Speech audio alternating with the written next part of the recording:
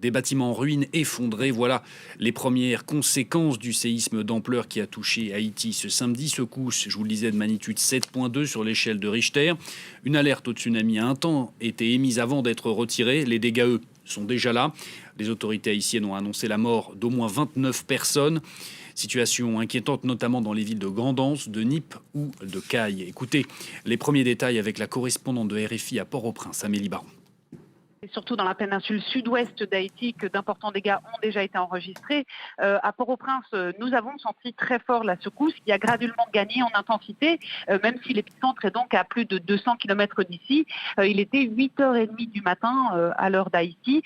Le directeur de la protection civile haïtienne confirme qu'il y a des personnes décédées, mais le bilan est encore imprécis car la collecte des données est encore en cours.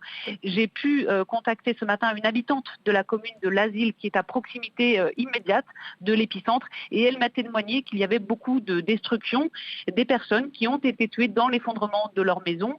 Les gens sont paniqués et restent encore dans les rues car les répliques sont nombreuses.